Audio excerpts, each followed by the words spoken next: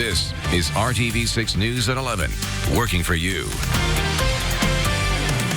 And new at 11, the state's largest school district is making a shift to ensure all students have a fair shot at good grades, resources, and future opportunities. Good evening. I'm Mark Mullins. And I'm Amanda Starrentino. The new superintendent of Indianapolis Public Schools is already putting into motion a plan for one of her top priorities, racial equity for students and staff. RTV6's Cornelius Hawker explains how IPS is now pushing harder to address the needs and challenges of black and brown students. Dozens of people from all sorts of backgrounds packed the auditorium at Central Library Monday night. They were there to watch the documentary, True Justice, Brian Stevenson's Fight for Equality. It's really sad. Like, these things happen. Kat and several of our other classmates from the Orchard School were able to learn about the injustices committed against African Americans from the time our country was founded and the ripple effect it has today. The bad stuff, it will help us create better stuff in the future, so we don't have to relive that, and we can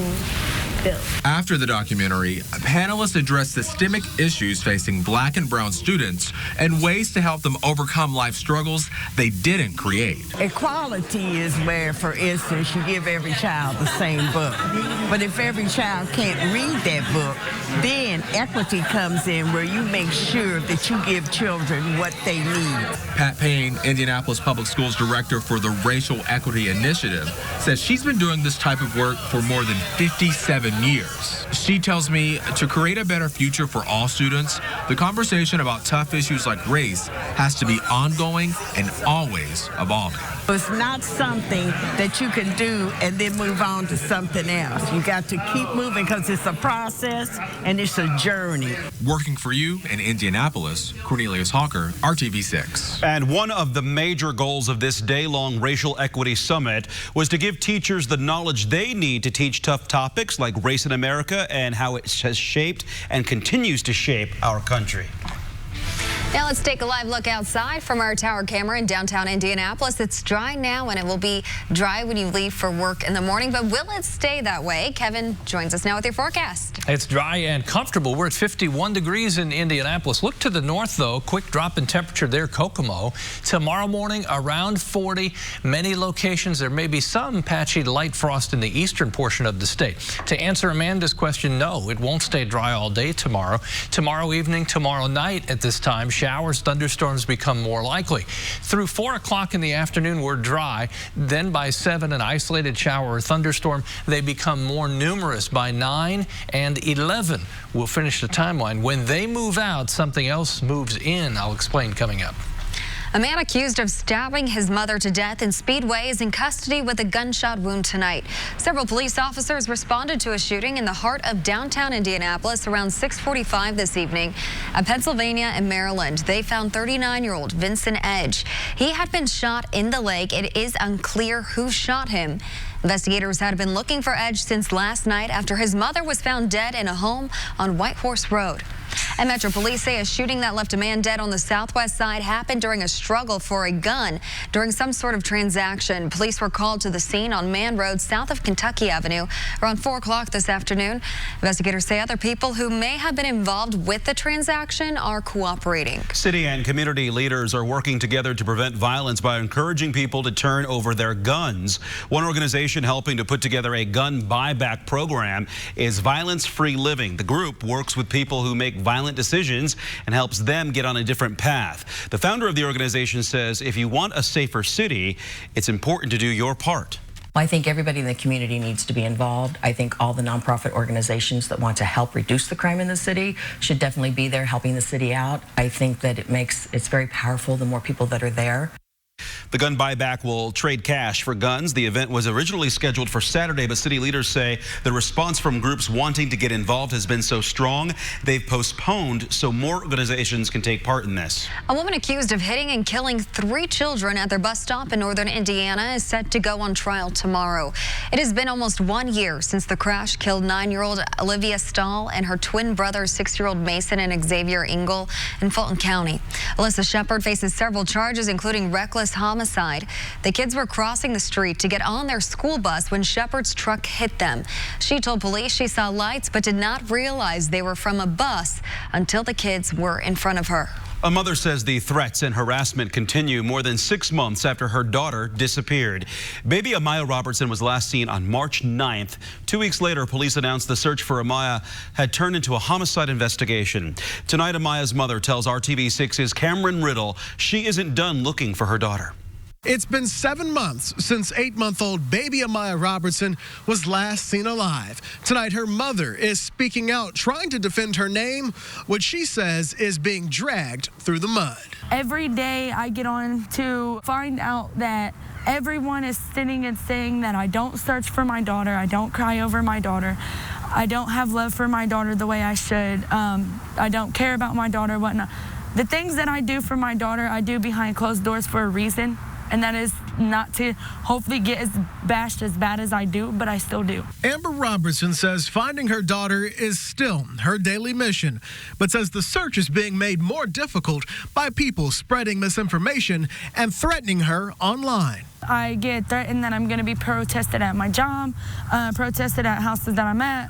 I get threatened that I'm going to get beat up, whatever the case may be. And, I mean, this isn't how it should be. I mean, this is a 1-year-old that is missing that would love to be home and gets no help from people because they waste their time spending it on bashing me. Robertson says there's not a day that goes by that she doesn't think about where her daughter Amaya is. She says 7 months later, her family and friends are regularly searching areas of the city for the baby, who would now be 15 months old.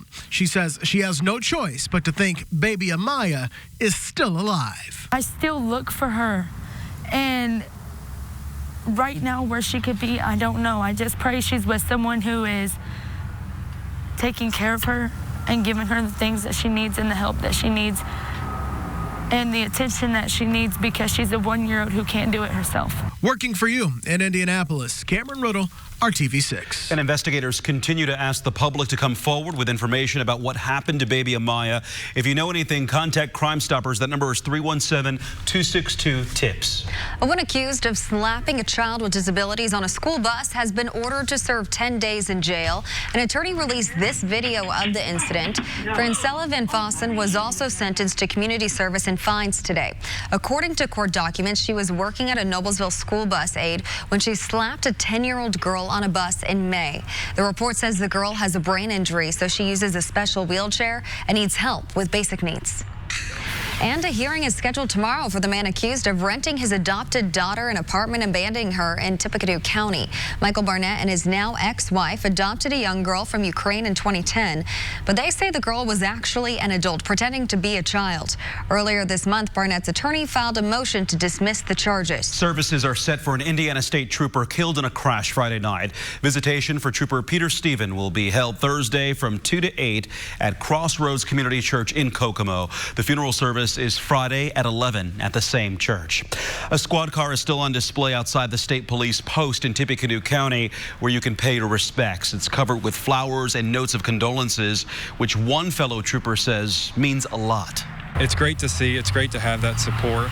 We don't always have that support, but unfortunately, times like this, we get a lot of support, and it's nice because doing what he did and doing what we do, you know, it's tough at times, but Bo was always there, you know, to step up and answer that call. Investigators say Trooper Stephen was driving to assist another trooper when his car went off Old State Road 25 and crashed. He is survived by a wife and a 6-month-old daughter. If you and your family need flu shots, another low-cost clinic will be held tomorrow. It goes from 9 to noon at the Indiana Chin Baptist Church on Madison Avenue on the south side. It's one of several clinics hosted this month by the Marion County Health Department. Shots are $20 for people ages 2 and older and free for kids under 2.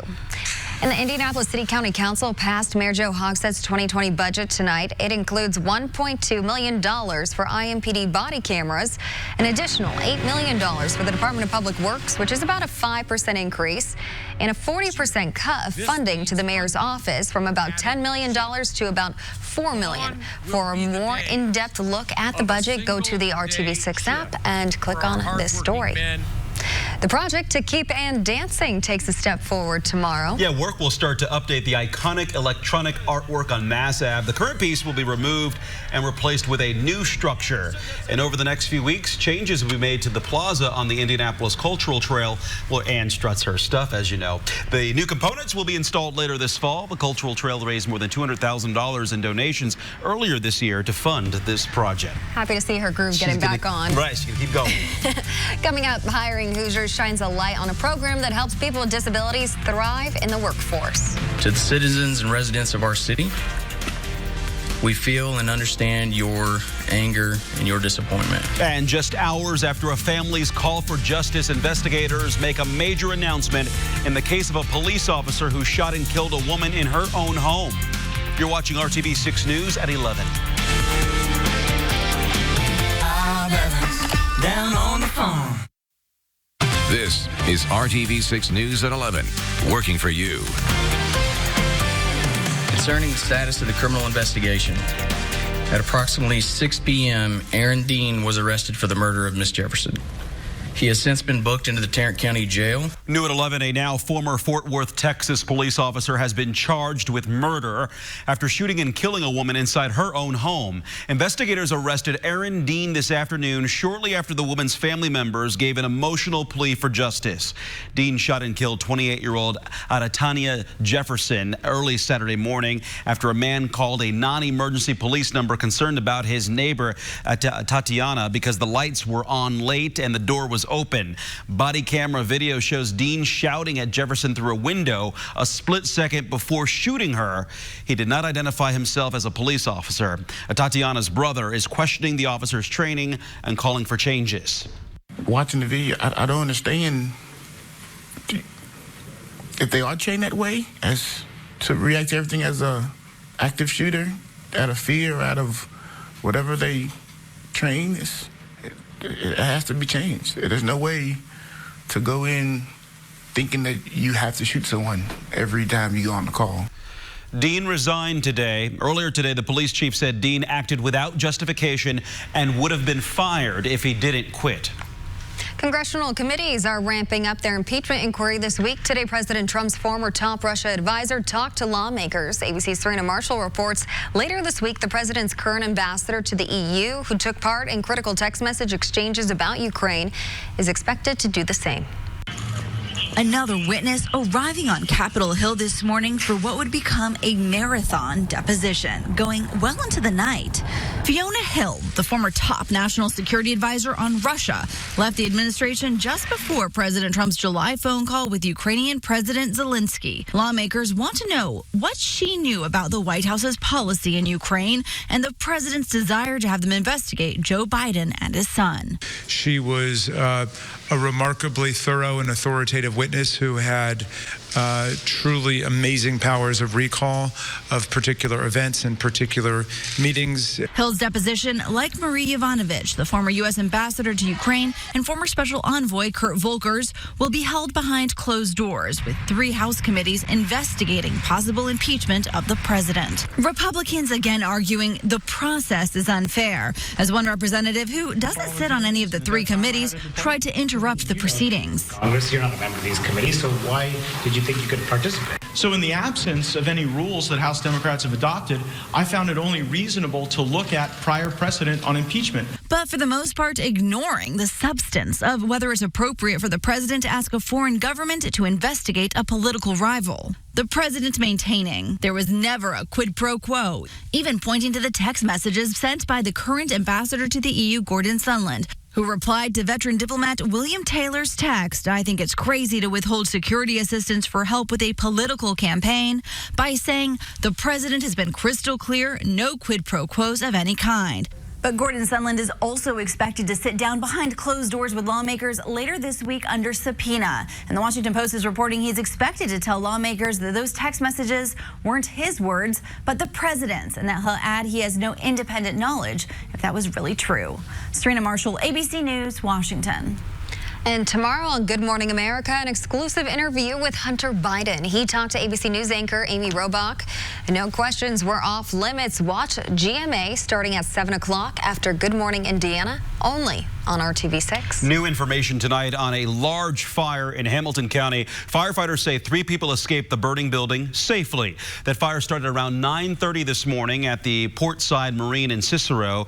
This video from our drone shows heavy smoke coming from the top of the building. Investigators say there were several new and used boats inside the business at the time. They are all destroyed. It's only felt like fall for a couple of weeks, really only a couple of days, but the Indiana Department of Transportation is already preparing for winter. Tomorrow, INDOT will inspect each snowplow in the Indianapolis area to make sure the department is ready for plowing and salting. It will be the first fleet inspection in the city. INDOT's winter operations usually go from mid-November through mid-March. But as you know, it all depends on Mother Nature. You just never know. You never know. Meantime, you're all still worried about raking leaves. Yeah. I don't even know if you're there yet. It's happened before where you get snow before the leaves have really been cleared away. Right. I think, this is off the top of my head, October 18th, 1989, we had 7, 8, 9 inches of snow. That was our earliest memory. Wow. Yeah. Well, I mentioned fall. Obviously, we're feeling it. What's great about this season is the variability that we have within the day-to-day weather, and in sometimes hour to hour. 72 tomorrow, then on Wednesday, 52. We'll make that transition with some thunderstorms. We bounce back a little bit on Thursday. Temperature stays in the 50s. Tomorrow, although it's dry when you go to work, I'd take an umbrella with you. Chance for thunderstorms in the evening hours, probably after sunset, but maybe a little before, especially to the north and west. Average high is 66. We'll be at 72. There's your increasing chance for rain, especially when we get to mid to late evening tomorrow. 9 o'clock to midnight, maybe 1 o'clock in the morning, even in the eastern portion of the state. All of that out ahead of a very strong cold front that will move through. At this time, not expecting severe storms. Pick up the timeline 7 p.m. tomorrow from 7 to 9. A line started to come together from Muncie to around the metro area down to between Columbus and Seymour. This will move to the east. I think the heaviest rainfall potential will be in southeast Indiana. Then another line sweeps through by 11 o'clock, and then 1 o'clock in the morning, everything shifting off to the east. Rainfall potential in spots, you could have ½ an inch to an inch, but I think in general, you're looking quarter to ½ inch maybe in the metro area and less to the northwest. Seems like all of this kind of comes together to the east and southeast of Indy. What happens on Wednesday? Much cooler air moves in. I'll say this, briefly cooler air moves in, because what will happen, temperatures as we get to Thursday and Friday, even into the weekend, start a warming trend. During the day Wednesday, 52 degrees, but it comes with this, a strong northwest wind, anywhere from 20 to almost 30 miles per hour. You'll definitely need a heavier jacket as temperatures are about 15 degrees below average for this time of year. Thursday, the sun's back out. We'll make our move towards 60 degrees. It continues a sustained warming trend that will last into the weekend. Temperatures over the weekend, 71 the Saturday, warmer on Sunday. Saturday night, Sunday, chance for thunderstorms will increase. A few of these may be strong into early next week. What we call a deep area of low pressure will be off to the north and west. The deeper the hole in the atmosphere, the faster the air rushes in to fill that. So I think we'll have very windy conditions. We'll be on the warm side of the weather system. That will increase the chance for thunderstorms. We'll keep our eye on severe weather potential. Typically in October and November, we have a little uptick in the possibility of stronger storms, and we may see that play out early next week. We've got Thursday morning and Friday morning that will be in the upper 30s for lows. Notice the low temperatures by Sunday and Monday and next week are around 60. Wow. That 60-degree low temperature will be, warmer than what we'll see for a high on Wednesday. All right. Thanks, Kevin, for that. Lots of changes. All right, we've got Brad standing by with sports. Hey, Brad. And good evening, everyone. Players in the NFL talk about having short memories, but the Colts likely spent a good chunk of the past week savoring that big win in Kansas City. It's always on to the next one, though, and that means a Monday practice to begin Week 7. The team making that adjustment to the schedule after getting a full 7 days off. Darius Leonard did return to practice today. He had missed the last 3 games after a concussion in Tennessee. That was Week 2. Clayton Gatherett's back from a concussion as well. Up next, it's a home game against the Texans. They beat Kansas City yesterday. Coach Frank Reich talked today about last year's 2 wins over Houston, how those are playing into this week's game plan. It matters a little bit. We factor all of it in. We're always progressing and moving on and feel like we're getting better. So really our DNA it starts with who we want to be.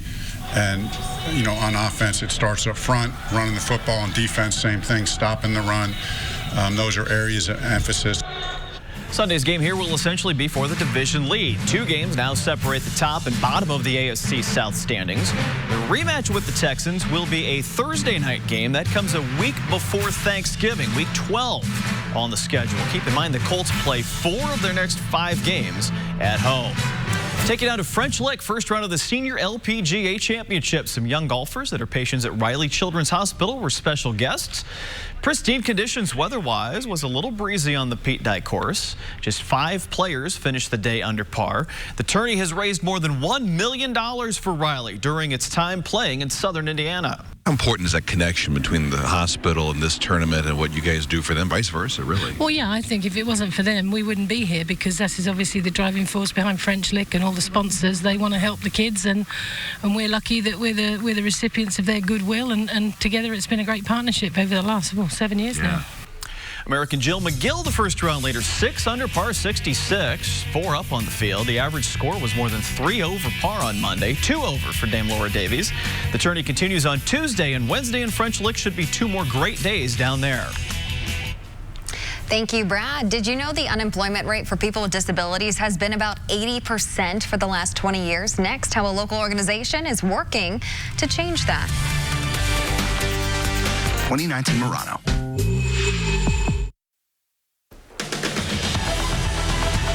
RTV6's Hiring Hoosiers is all about getting you and your family set up with a rewarding career. We're also addressing the barriers that many Hoosiers face while looking for a job. October is National Disability Employment Awareness Month, so we're checking in with the graduate of a program designed for people with disabilities. Earlier this year, Hiring Hoosiers introduced you to the Erskine Green Training Institute, started by the Arc of Indiana. Its mission is to break down barriers for those with disabilities by providing opportunities for post-secondary vocational training. Morgan Hickman graduated from the Erskine Green Institute in 2016. He says without the program, he never would have found success and independence working in the kitchen at Indiana University's Simon Cancer Center. So Erskine Green was a good fit for me because it was able to help me get through like communication, socializing, and just able to get over that, those hurdles and help me out where I am today. The unemployment rate for people with disabilities has been about 80% for the last 2 decades. The staff at Erskine Green is working to change that statistic and employers' perceptions too.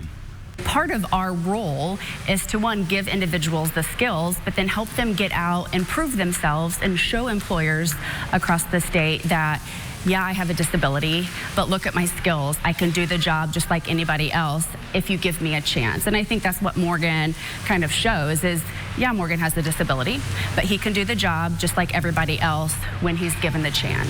If you know someone who could benefit from the training at Erskine Green, you're an employer looking to hire Erskine Green grads, you can find everything you need to know at hiringhoosiers.com. RTV6 continues after this. Works. Love this picture. Shiloh is a retriever and clearly helping with the harvest. Yeah, Shiloh's all ears. I think he's trying to butter us up. What you did there. All right. Chance of thunderstorms late tomorrow afternoon into tomorrow night. That was corny. There's so many more. Oh my goodness. It's a Monday. Good night. It's a Monday, right?